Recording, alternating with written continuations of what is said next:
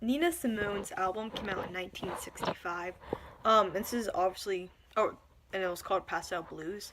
This is obviously a blues album because you can tell from the name. But it also does have a not. It's not also like not traditional blues.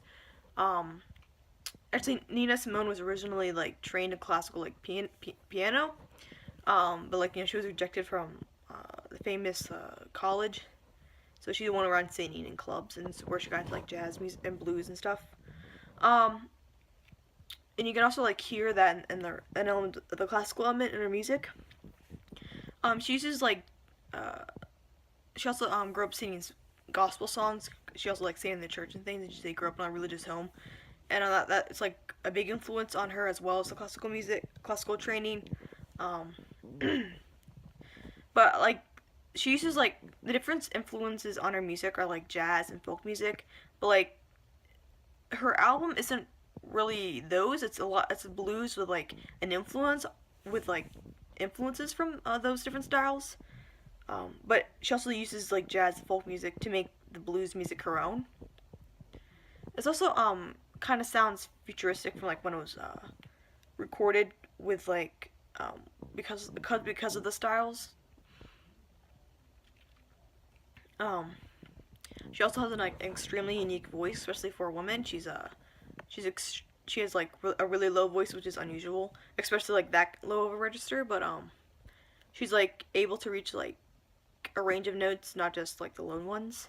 She's also extremely expressive in her singing, and she's not so much concerned with like being very rigid about you have to hit this note exactly this way, but so she's kind of like relax more of the rules, which allows her to have a freedom to express her emotions and like a freedom to sing like whatever she feels in the moment, and that really shows in her music, and it really like you can so like it really has effect on the listener, like feels the emotion like along with the singing. um Her voice also isn't quote unquote perfect. It's a lot of like raspy. It changes like tones kind of in the middle of songs, but um it doesn't have like the control some other musicians have, but like that's kind of what makes it so captivating, and it makes it like like her like really good because of those things. Um, and that really helped her like and she like redefined music because of that. Her music also sounds like it could have been produced in 2017 and it'd be just as big as a hit if it was released in the 60s. That's because this is like her song isn't really wasn't really written for like one specific group or people, but the themes are like civil rights, and also just like folk music and gospel music really resonates with people today. And her voice is amazing. It's like beyond like it's very different from anybody else, but that's what makes it also amazing. Um, in her album, there's not really like a set story she tells, but all of her songs are connected musically. Like they all kind of have like the same sound ish, and they use like the same instruments as her singing, clapping, cymbals, and something else I couldn't make out. I'm not really sure what it was. Maybe like a wood block and a stick. One of those. Um, like her songs kind of like vary in like different stories. Like she did a cover of Billie Holiday's "Strange Fruits," which is a song about the lynching of African American, especially men. And then she also has a song written by her husband called "Be My Husband," which is about a woman wanting some man to be her husband. So like, has very different themes, but it's not. But it's also like all kind of connected through the music. And she also kind of used the same instruments throughout her whole song, which is the clapping, the cymbals, and a little bit of the piano. It's not so much emphasis on like the band and like all the different instruments, but it's more about her voice and the expression of the song and trying to tell the story through the music and the instruments instead of just using words. Um, Probably one of her most famous songs was the song "Cinnamon." It's a 10 minutes. It's about 10 minutes, a little over. Um, and like the way she uses the piano and like the different notes she uses, it sounds like running, which she sings about the devil running away. So that's like really like captivates the audience, and like when she's able to use her voice and her instruments to convey what's happening in the story. Um, Also like her first this first song on the album, it's a few seconds of silence, and then all of a sudden like you hear these giant cymbals clash together. That's like really stating that the audience like it's kind of like asking the audience for its attention. Like here, I'm sitting out like attention, but it's also very like powerful. That is and very impactful. Also, like the cover of her album is just Nina Simone looking out. She kind of looks haunted a little bit, but she's also alone. She's independent, and she also looks fierce and powerful.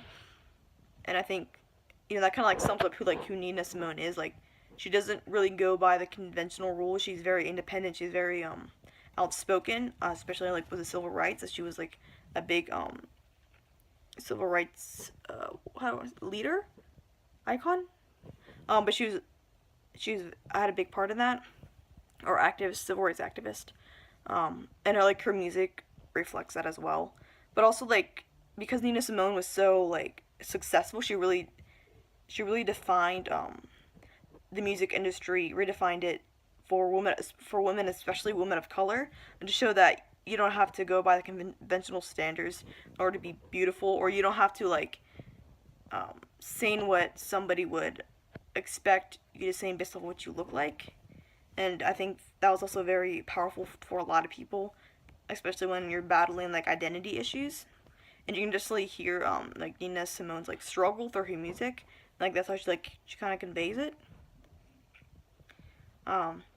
So I think this album is really doing something great because it's really bringing a lot of elements together and a lot of people together over music, and I think that's a really good way to bring people together. Also, music kind of tends to have a bigger outreach than books or such, because a lot of people like always listen to music, but they don't always read books, and music kind of like when you listen to music, you also visualize things, and especially her song "Strange Fruit" really makes you visualize what she's singing about the lynching, how horrible it was, which sometimes books don't always do that because of like the language they use, but using instruments like and hearing it and then like seeing it also is very different. Also I find that I kind of like music or like singers who do sing lower, which I think is why like one of the reasons why I really like Nina Simone is because she has a lower voice, which is because I find myself typically listening to men, even though I like not because I necessarily like what they're singing. Maybe I like the sound of it. I think that's why I don't know, maybe I like Nina Simone because I like because traditional female voices are always very high and very like feminine, traditionally feminine. So like Nina Simone kind of breaks that barrier between that, where she's like a very strong woman within like at the time and still now like a male dominated society. So like to break through that and to hear her break through that is also very powerful.